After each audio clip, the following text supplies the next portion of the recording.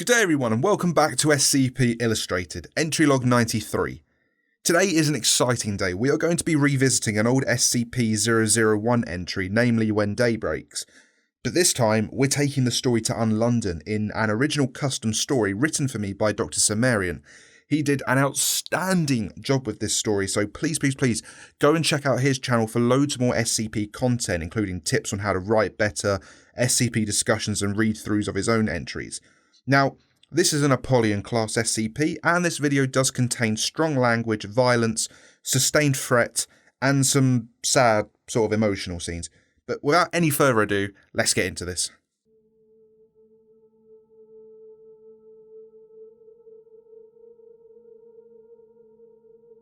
The following data release has been authorised by the following council members and administration staff. Mom, Dad, Ari, I'm sorry.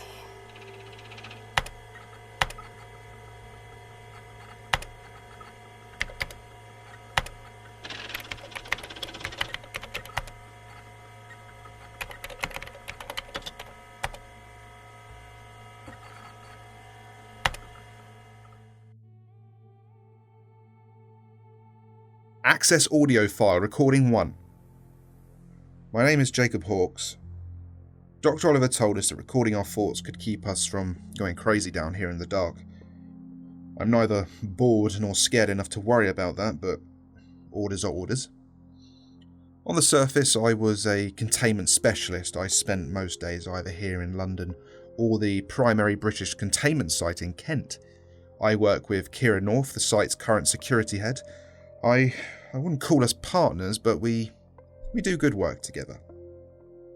Every day we find something new to study. Last month we noticed that you can grow plants down here. Now, how a plant can undergo photosynthesis without the photo part is beyond me, but we've got a growing little farm going near the Hyde Park base. They don't grow very fast, mind you, but they do grow. Considering this place is supposed to replicate London, it actually makes some sense. Even the most urban cities have plants and parks. As long as we try to keep a base down here though, I'm going to have work. God, can you imagine doing this for the rest of your life? The Bobbies are a damned menace, constantly harrying the researchers.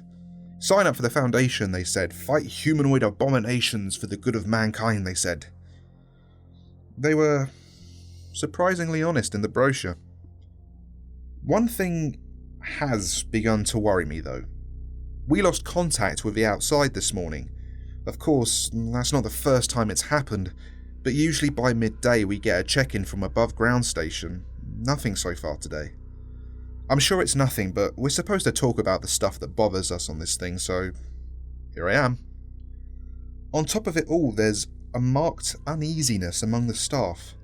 There hasn't been an attack by the Bobbies all day, which is even weirder than losing contact with the surface. Elise said she thinks something went wrong groundside. An XK maybe. She's always freaking out over little things, but I ordered her not to say that to anyone else. It made me worried, and we don't need that spreading to everyone else. She pouted a little when I gave her the order, but she'll get over it. I still convinced Kira though that we needed to send a patrol topside to check out the substation and figure out what's going on. It's likely nothing, but we can't take any chances. That's all. You know, I actually do feel a little better. Alert. Transmission received from Site 19. This message will repeat. This is a general alert from Site 19 and the 05 Council. All Foundation personnel are to shelter in place. Direct exposure to sunlight is to be avoided at all costs. Under no circumstances are communications with SCP-001 entities to be initiated. We know they're trying to contact you. It doesn't matter. They're all dead. Do not respond. Do not acquiesce to any of their requests. All Foundation personnel should revise new evacuation plans. Site 19 is no longer secure due to several security lapses. The off-world colonization project is currently on hold until the site is resecured. Learn from our mistakes, but don't come here yet. Shit, it's in the vent! Open fire! Access audio file recording 2. Dr. Oliver spread her brains across her office wall with a bullet this morning. You'd have thought that the bosses would have changed their minds about the whole solo therapy thing, but Apparently it's still in the rules. Turns out I had the dumb luck of being in Unlondon when the sun went wrong. There's no confusion about what is happening, just the whys. If you spend any amount of time in the sunlight, you start to melt. Spend long enough, and there's no turning back. God, that really is the new normal. All the people on the radio say the same thing. Nothing's wrong. Come out and see the sun. James's wife came on the radio today, begged him to come up. We had to hold him back, but I don't think it matters anymore. I watched half my team go out last night and melt in the moonlight. This morning they came back and asked us to let them in. I wouldn't be surprised if James ate a bullet before the date. The welcome message. I gotta go. Something's coming down the stairs. My fellow citizens, if you're hearing this, then the world as we knew it has finished. The sun has broken, the ground heaves with the tramp of terrible feet, and all the horror and madness have broken free to exact their vengeance on the world of men. Those who sought to contain it are killed or scattered. We soon learn that to attempt to fight these creatures is almost invariably to face one's death. Billions have been transformed into monstrous abominations, and there was nothing we could do to stop them. Evil has raised its bloody flag upon all nations of the world and crowed its unholy victory to the broken sun. Yes, this is the end. But there is a new hope. Welcome to Unlondon, a city of the survivors, a city of the free. Together, fellow citizen, we will wait and prepare for the new beginning, the grand new world that is soon to come. Let the world above burn, we will endure. Let the monsters have their world, we will prepare. And let the ground tremble with a new Armageddon as evil consumes itself. For I tell you, citizen, upon the day of the ruination of man, their insatiable appetites will turn them against one another in their endless lust for death. We will wait. And I tell you, citizen, that there will be a new dawn, and you will emerge from Unlondon, blinking in the light of an uncorrupted sun, as our children play and laugh in the bones of horrors long dead. And we will walk, hand in hand to the sea, our faces skywards as that rising sun ushers in the new age of man. And you will gather, citizen, at my feet, as I summon Unlondon from its rest, and it shall burst, phoenix-like from the ashes of the old. And on that day, citizen, there shall be a new order, as we raise our flag over the entire world. I welcome you to Unlondon, the last city, and the first. Access audio file recording 3. James, it's Amelia. I'm not sick anymore. I was at the doctor's office when the light changed us all. Now there's no sickness. I don't know if you can hear me, but you should come upstairs. It's so beautiful here. There's no more hunger, no more war, no more suffering. We all are linked together in harmony, in peace. Your mother is here. Your father too. All of us are waiting for you, James. Remember when you proposed? The sunset beach in Botany Bay. The whole world was on pause while you got down on one knee and told me you loved me. You told me you didn't want to live without me, James. Were you lying? James, we miss you so much. The doctor said it was going to be a little boy. Come back to us, James. It's so beautiful here. Access audio file recording 4. Well, shut up then. Because if we don't record something, no one's going to know what the fuck happened. Look, I'm doing this. Keep an eye out and don't let them see you. We lost. Hard. After the attack on the entryway, we fell back to the Hyde Park tent city. It was a beautiful little community of the stuffiest men and women you'd ever met.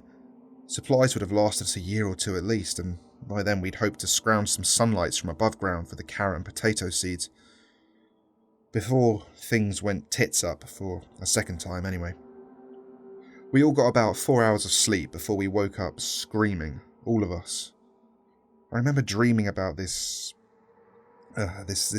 giant eye looking at me across an endless horizon. It was angry, disappointed. It was so hot. I was trying to breathe and it burned my lungs. Suddenly my clothes caught on fire. I didn't die or even pass out. My skin started to bubble and melt and the eye looked satisfied. And that's when I noticed the thing had eyebrows. How I missed that before, I don't know, but then it was a face. And then a hand came at me from across the horizon and a flock of pigeons came from behind me and let out this terrible scream. They attacked the hand, pecking at it until it was nothing but bone, but it still kept coming. It scooped up the puddle that was me and brought me to its mouth. And then I woke up. I think the city was trying to warn us. I don't know how this place works, but those stupid pigeon eye things were going crazy in the air above us. They could see it coming even though we couldn't.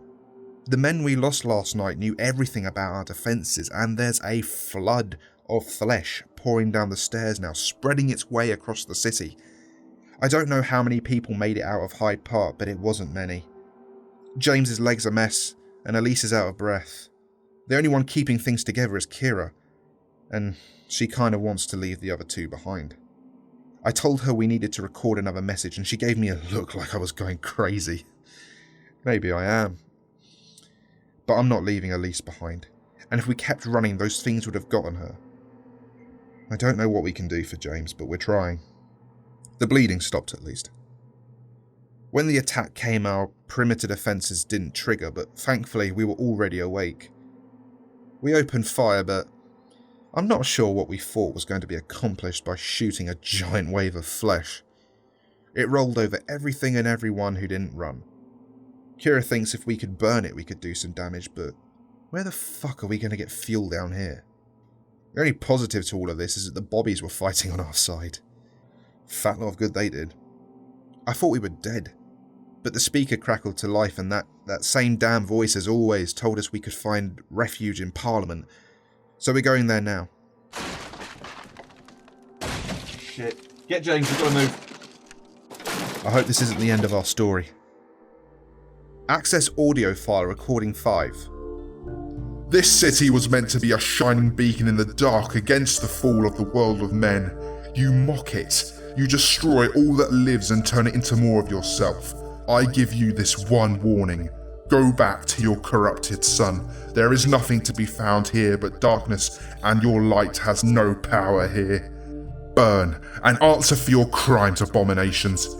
I cast you into perdition's flame.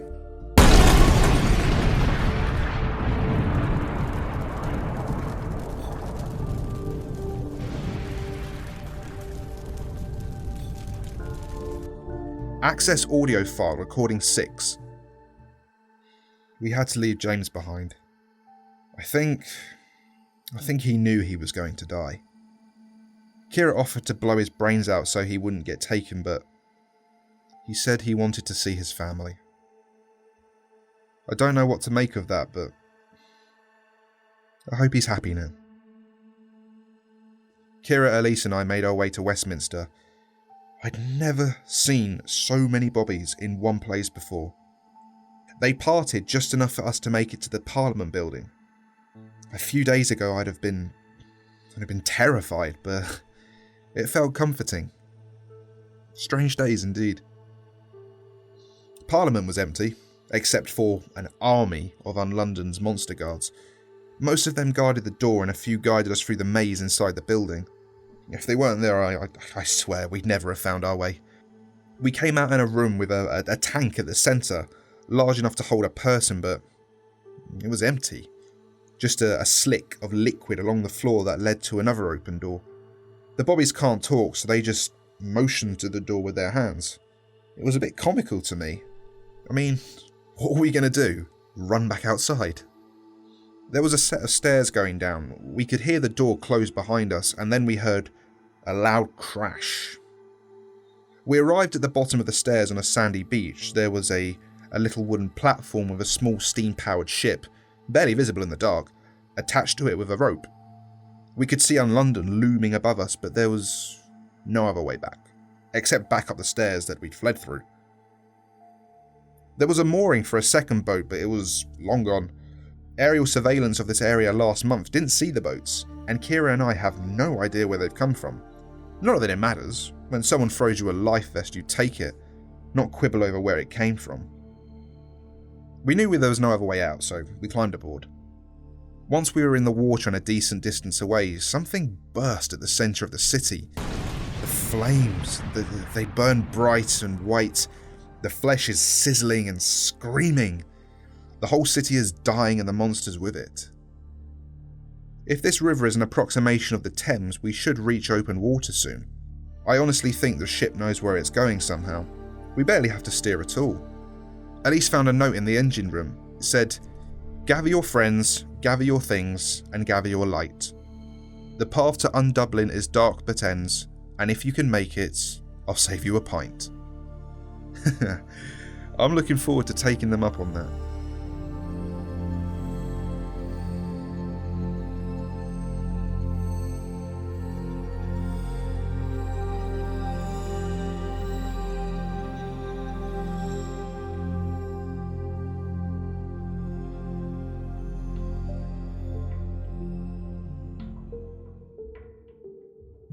And that concludes this entry into the When Day Breaks storyline. I hope you've enjoyed it. Be sure to like and subscribe if you did.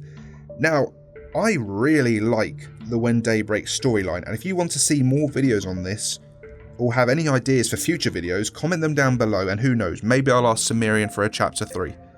Massive thanks to him for writing this entry for me, and to Lumi for returning to voice another character. Much appreciated. You can find her channel links below as well.